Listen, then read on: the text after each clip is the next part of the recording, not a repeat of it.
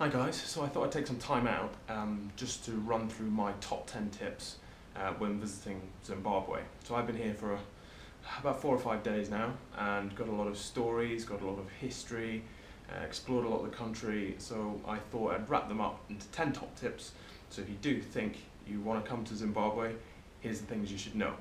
Number 1, bring or take anti-malarial tablets. So normally I use Marvelone, which normally is a bit more expensive than the other tablets, but I don't get any side effects from it. I know a lot of people who take it as well, and it's just to be on the safe side.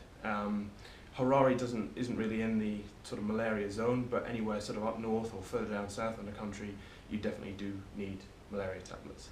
Oh, and gin and tonic's a very popular drink in this country, and for that reason, it's the tonic that contains quinine, which is very, very good for combating malaria and pushing away mosquitoes. So drink a lot of gin tonic, that will help.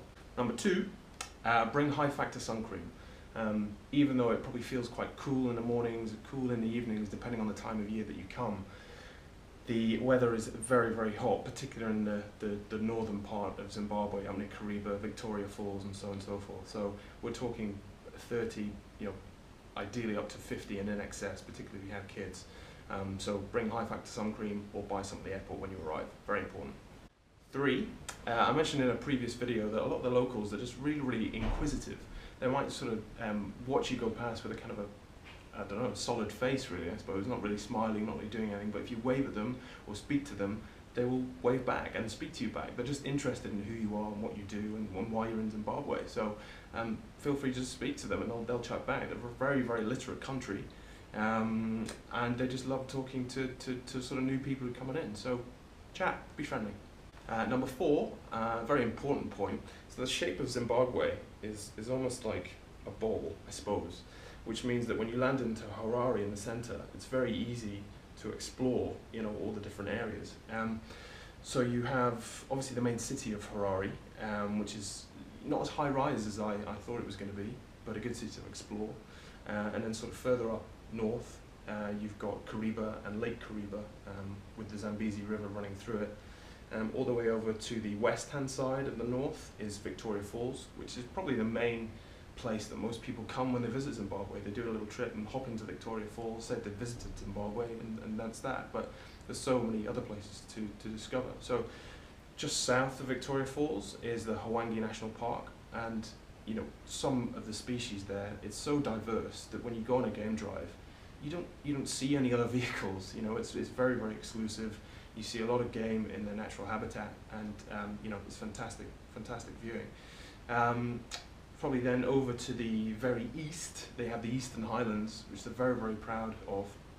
But it's not really connected anywhere, so people who come to Zimbabwe, don't really see it. So they're trying to push as many people as possible to go and see it. And it's a bit like a very mountainous, lush Scotland, but without the cold and the kills and the Loch Ness Monster. But definitely worth a visit. Number 5.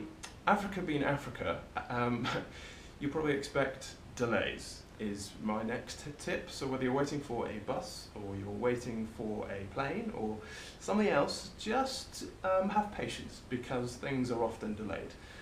For any of you who have travelled to South America, you'll know that the buses sort of depart when they want to depart.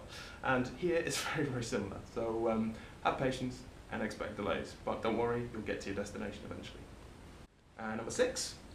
Research the history of Zimbabwe. A lot of the stories you'll hear from people when you're actually in the country is all related to their independence back in 1980.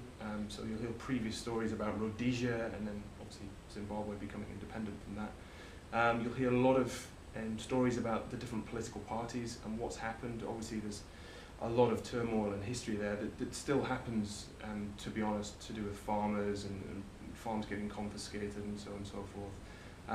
But Zimbabwe's doing well now. They had a coalition government that came in and controlled and boosted the economy, which is good. And that's recently changed, so people are just sort of waiting to see how that affects the country. But Zimbabwe's doing well, and that's good for everybody and the economy, which is great. 7, you have to go on some game drives when you're here. Obviously you're going to come to Africa, Zimbabwe especially, for the game, to see lions, elephants, hippos. They're everywhere. We arrived on a boat here, just next to Lake Kariba, and as soon as we arrived and jumped off the boat and got onto our trucks to take us to the safari lodge, there were elephants just grazing on grass right by the lake, and that was a stunning welcome to Bumi Hills Safari Lodge. So definitely try it in Hwange National Park, and particularly the sort of national park areas around Victoria Falls. Do as many as you can. You'll probably see as many different species as you would anywhere else in Africa. Number 8, the currency of Zimbabwe is mainly US dollars, which I was quite surprised about. I thought they had their own currency, or they use the South African rand, but no, they use US dollars. So if you have any money left over from a previous trip to the US, then bring your dollars along and they'll be very welcomed here. Number 9 is try the local drink, if you can find it, called CHIBUKU. It's a very interesting drink. Number 10, last but not least, as with anywhere you travel, is come with an open mind. Obviously I mentioned earlier about the often delays and various things, but you can just be sort of wandering around and you can experience something that you probably wouldn't experience anywhere in the world, whether it's, you know, a lion walking past, or you've got some stunning scenery, some of the best sunrises and sunsets in the world. And I'd say just keep your mind open, soak it all in, learn it, and you'll love Zimbabwe by the end of it. And with that, I'm going to go for a swim. See you next time.